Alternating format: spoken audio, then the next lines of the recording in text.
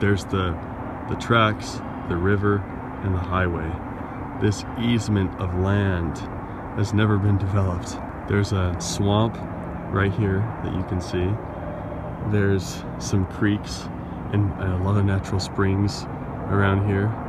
And then there's a couple, actually there's a swamp within these trees on this side and on this side too.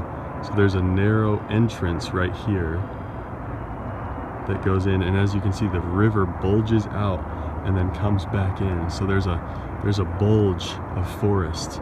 There are no human trails, there's no traffic there at all.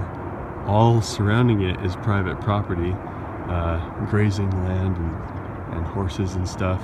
They've built a structure that's very well guarded on the sides. You cannot see in very clearly at all. The only place that you can kind of see in is just from directly, you know, line of sight behind it, which is the only entrance. It's surrounded by a moat. When the river rises a little bit, or when there's rain or whatever, this trench fills with water, literally going around the structure, and it's pressed up against the river. You have, from the top, you're covered very well, okay? Directly overhead you could be spotted, I guess.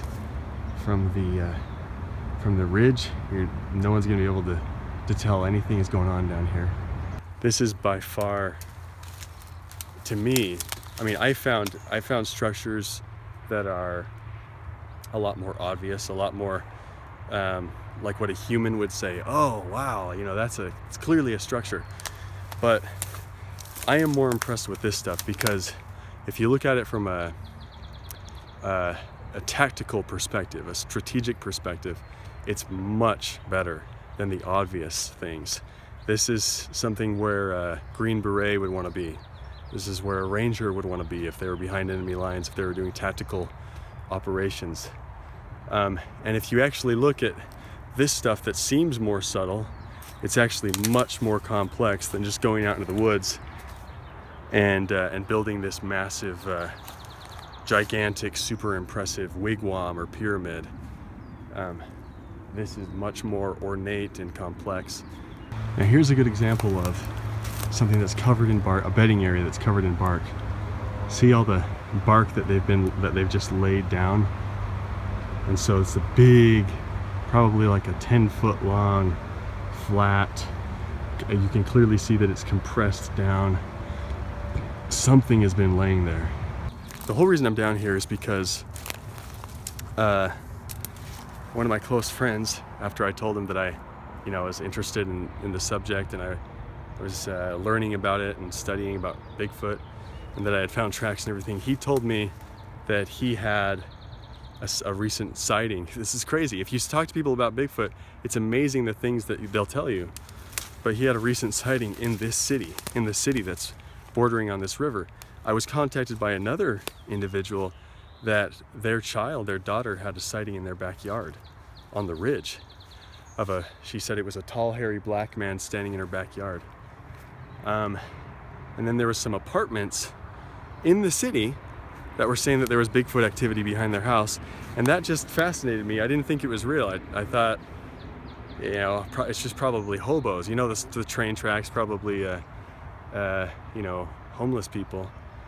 But this is what I found down in the river bottoms in the city is just as impressive, if not more, than all the stuff that I found in the mountains. So it is absolutely incredible how far these things can come in and remain undetected. It is absolutely incredible. I think that they've got to have photographic memories and all sorts of other savant-like, kind of autistic savant-like abilities, like Christopher Knoll says. I totally just agree with that. It makes sense. For them to be able to come in this far and remain completely undetected is absolutely astonishing to me. And the fact that we could walk in at night, walk straight into their area, and at least 3 of them were there, and we could clearly hear their footsteps. We heard vocalizations. We heard a female voice, kind of a frantic female voice, mumbling in the trees.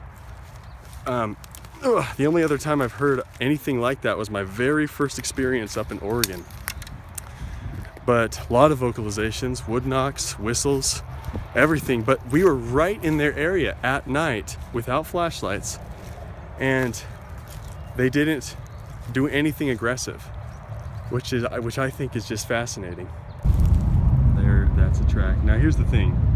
Now of course, this probably won't impress anybody on the internet or on YouTube or whatever, and really I don't care, because this is real. I mean, this is how most tracks are. They're not gonna be all, you know, super sexy and have all this detail. I want to find a good one, you know, so I can actually show you that I'm not just making this up. And okay, here's a good one. Okay, so this is the smaller one. This is a right foot. I'm gonna move this stuff out of here. See if you can see this one. You can see the heel pretty clearly. You can see the pad of the foot, and then you can see the toes on this one, thank goodness. One, I can't really tell where the other one is, but there's 2, 3, and then that one, that's the big toe. So there's 4 toes in here, so this is probably, well, this big impression here is probably 2 toes. That's a toe, and then this is the toe. So you can see sometimes they kind of dig when they walk. So this is the small, and just to give you an idea of how big this one is, okay, that's probably about 9 or 10 inches. There's a heel impression right next to it as well. They wandered all around here. Track, track, track, straight line. They skirt the water's edge and they wander around down here. And the only reason that we're able to see anything is because it's marshy. But normally, especially when you get into this dry stuff, I mean, you're not going to see anything. I guess there's a thin line between like making crap up and recognizing subtleties. And all I can say is you just have to learn how to recognize subtleties. I mean, what else can I say? The reality is subtle, okay? Reality is subtle. And so if you can't learn to read the subtle, then you'll never find the impressive stuff.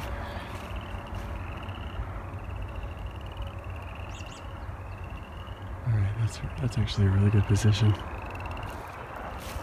It's overlooking the swamps and the railroad tracks, both swamps.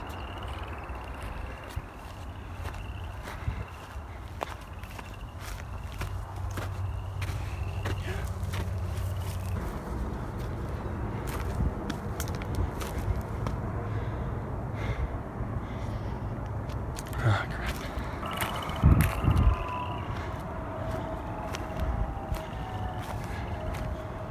Okay. That's a great position.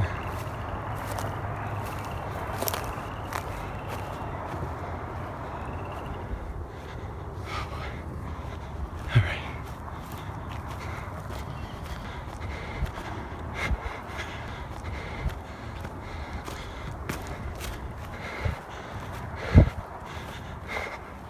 Treeling.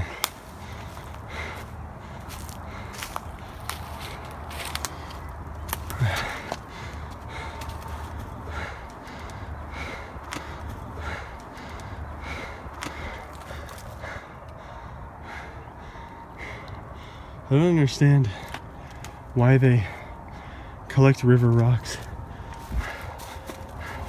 and put them in their shelters.